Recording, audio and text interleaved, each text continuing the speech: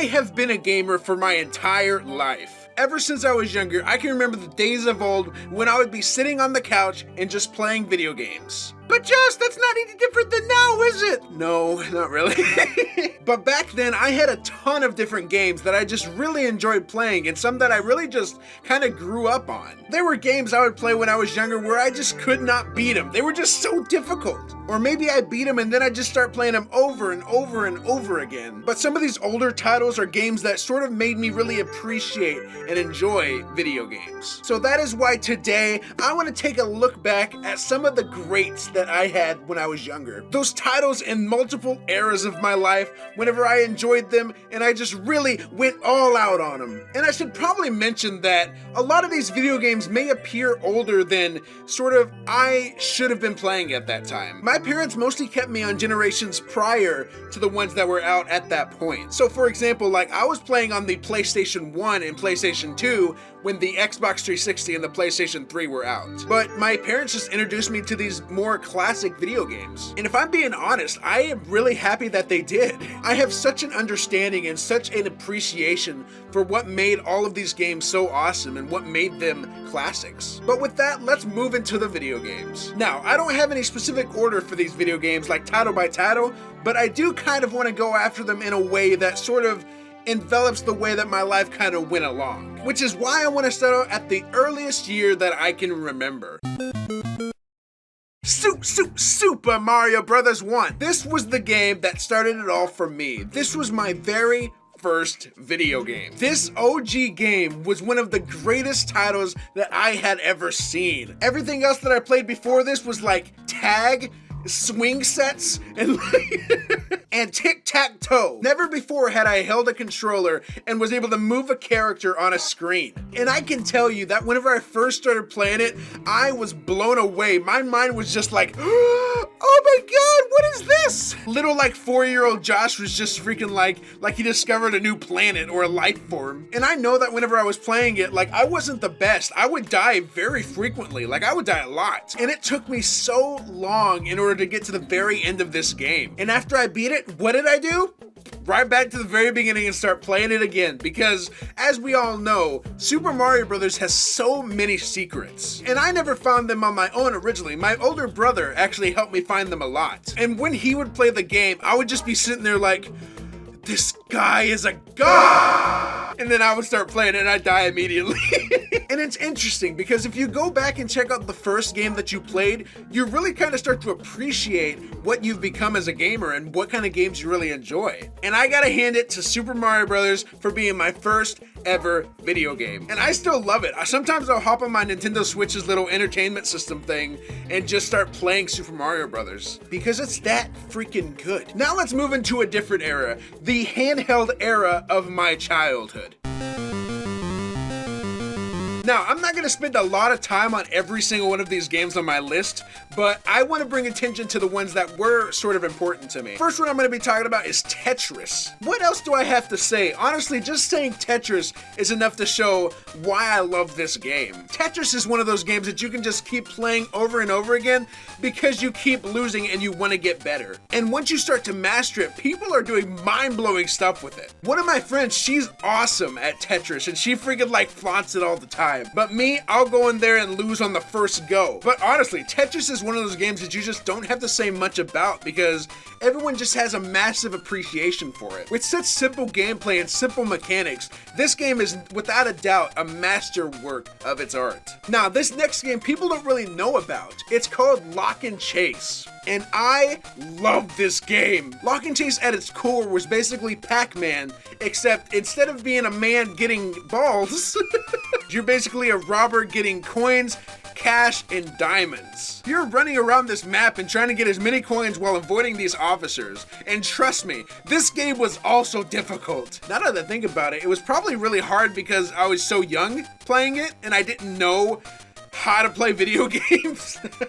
And just like Pac-Man, as you'd go along, the game would get harder and harder, more cops would show up, and then you'd die, and then you'd have to start over, and it's just like, Holy crap! It took a lot of work, but as you'd finish the game, you'd feel so awesome. Lock and Chase is one of those games that reminiscing about it just makes me really miss it. Because I remember riding with my parents and just sitting there and playing that game. And it being really difficult to see the screen because the Game Boy didn't have, you know, backlighting, so you kind of like, how do I see? So the next game I'm going to be talking about is Donkey Kong Country. Do I really need to say more? Look at this gameplay. It's so beautiful. The next one on my list is, of course, Battle for Bikini Bottom, SpongeBob SquarePants. Battle for Bikini Bottom is one of those games that you just can't really appreciate until you get older.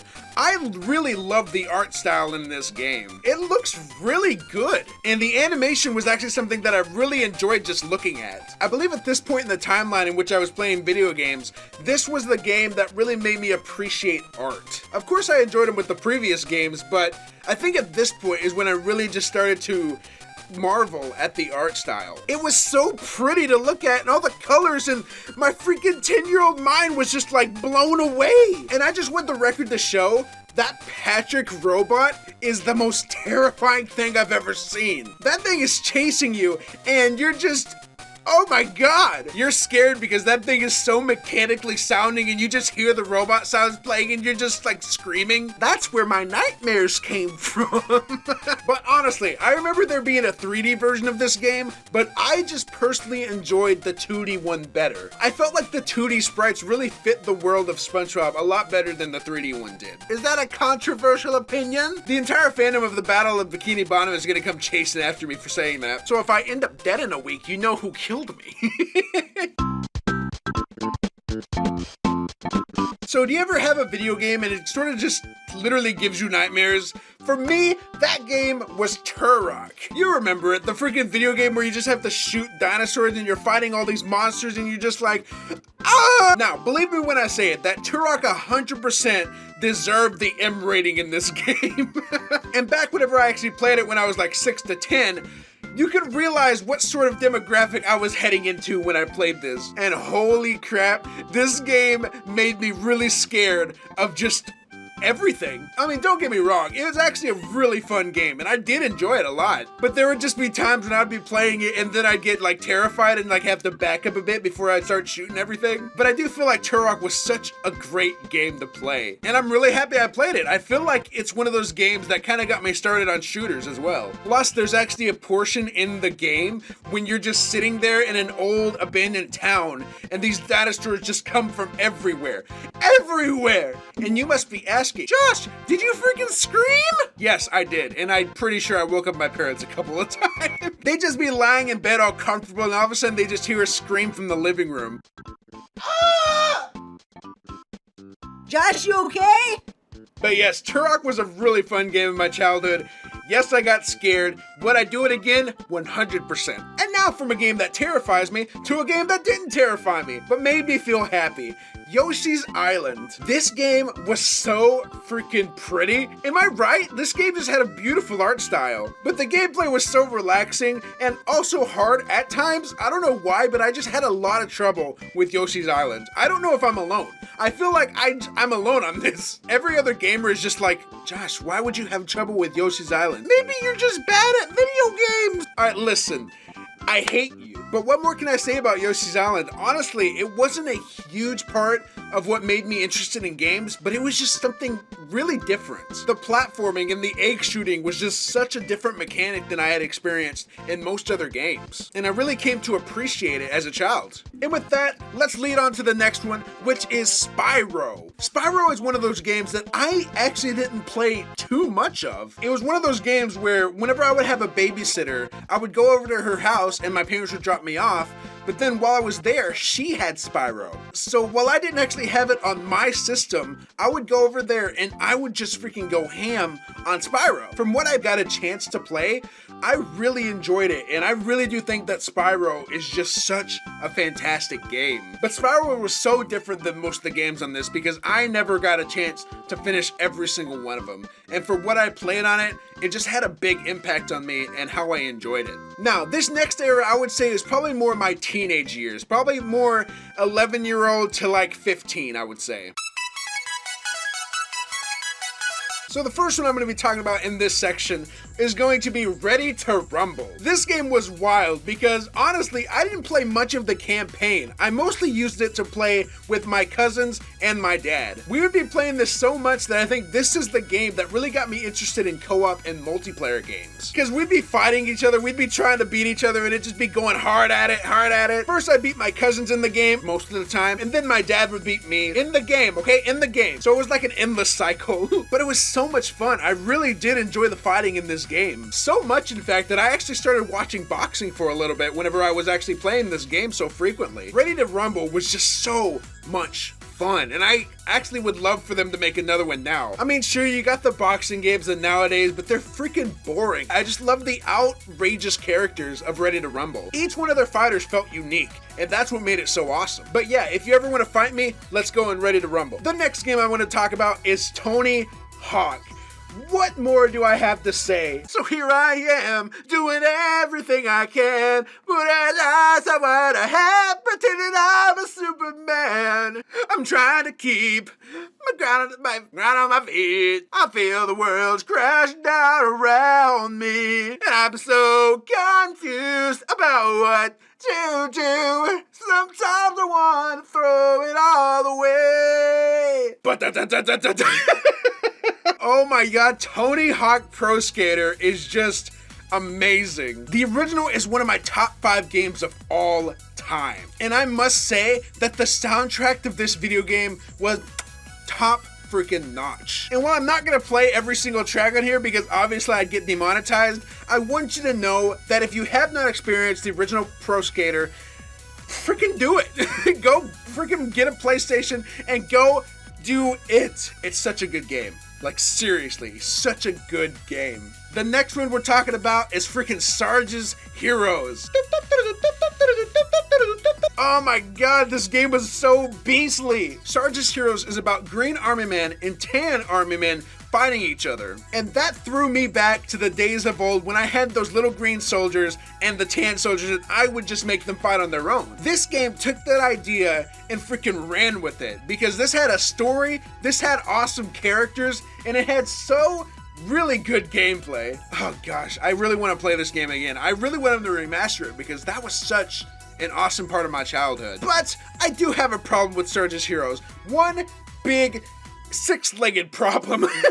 That's right, freaking Sarge's Heroes had spiders, and I can't stand them. There was this particular section where, honestly, you didn't have to fight spiders, but if you accidentally tripped off a certain ledge, you would fall down into a pit, and you would have to fight every single one of the spiders in that area. I tell you, that's where my arachnophobia came from, because I hated that part. But I mean, I still beat it, but I'm scarred for life. Thank you, Sarge's Heroes. Very cool. So the last game in this section is, of course, I can't not mention it, Ape Escape. You ever have one of those games that you just think about and you think it's so criminal that they never made any more sequels of it? For me, that's Ape Escape. Back when the last game came out, I was so mad that they had not made one yet. Personally, I think that Ape Escape is gonna have a sequel, and it better have a sequel, I swear to God. But I have so many good memories of this game, just running around and capturing monkeys and beating them, and then like punching them in the face. Oh, wrong game. But I have so many great memories of running around these beautiful lands and just capturing all these monkeys. Some of them were really hard to capture, but they are some of my favorite games, and honestly, they need to make a sequel. And if anything, remaster them. Come on. Remaster them. Let me capture more monkeys. Let me make sure those apes do not escape. Alright, so now we are on the big boys, the greatest games of my childhood. These games are games that I played so frequently, games that I mastered so relentlessly that they are now what I call my favorite childhood video games. And the first one on this list, not in any particular order, is Driver. Do you remember this game? This game was hard. No freaking joke. The tutorial level is inside of a garage and you gotta pull off all of these awesome freaking driving skill tricks. And even this part was difficult because you're in this really narrow area and you're trying to do all of these freaking tricks, but it's such a small place that you actually have to be skilled at driving in order to do this. Not to mention every single one of the levels in this game have you getting chased by all these cops who are relentless. The last level specifically has you going down this really long alleyway, and meanwhile all the cops are like coming from both directions trying to like cave you in.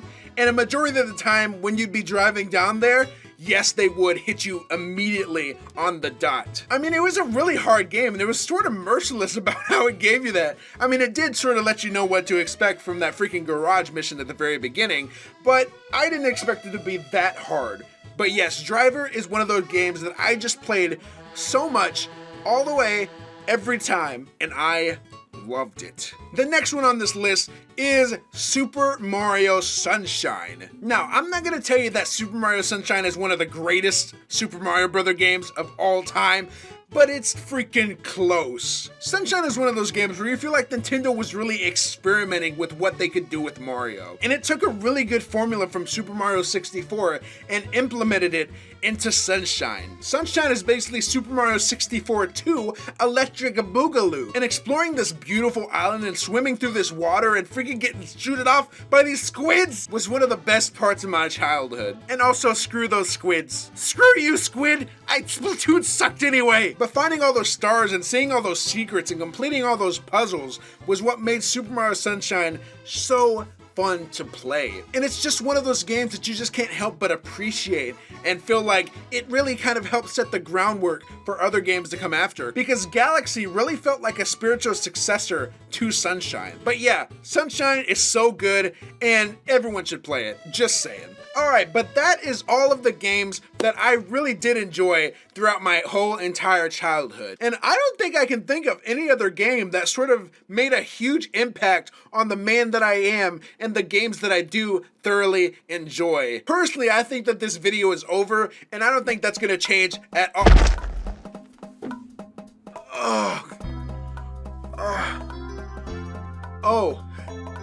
Oh, right. Super Mario 64, baby. This was the game of my childhood. All of these games that I've listed in this video have impacted me in such a different way, but none of them have come close to the effect that Mario 64 had. The game itself is a masterpiece, and everything about it just radiates amazing. From the beautiful art style, to the amazing gameplay, to just the way that it sort of feels. Everything just points to it being my favorite video game of my childhood. Ironically enough, my favorite game from my childhood happens to be my favorite game of literally all time. It's my #1 game, without a doubt. And actually, I've made a whole video essay about this game and why it's so good. You've probably seen it on your recommended, but here it is. It's fantastic. If you haven't watched that video, go watch it, because I go into a lot of detail, a lot more detail than I can do here, about why I think that game is so awesome. It's technically a review, actually. It's a review and kind of an analysis on what makes it so good. So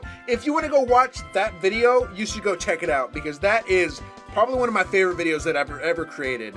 And it's on one of my favorite games. It is my favorite game of all time. But yes, that is my childhood video game list. Every single video game on this list has impacted me in such a way. And honestly, I feel like a lot of these games have just impacted the industry in a very visible fashion. And I am so glad that my parents got me these games when I was younger, because honestly, if I didn't play those video games, I probably wouldn't be doing what I'm doing now. They just had an impact on who I am and who I was. But to the game industry, a lot of these games are just beautiful, and I think that they should all be remastered. Remaster every single one of these games, especially Lock and Chase. Seriously, if I don't see a Lock and Chase inside of the marketplace soon, I'm going to punch someone in the face. But anyway, thank you all so much for watching. Thank you for being here, and thank you for being you. And if you enjoyed this video, hit that subscribe button and hit that like button. And if you want to, feel free to join the channel as a member. I have updated my tiers recently, so go check them out and let me know what you think. And also, what is your favorite game of all time? What is your video game list? What games from your childhood really made you who you are? Let me know in the comments and I'll be sure to read them all. Thank you all so much for watching again, and you all stay awesome.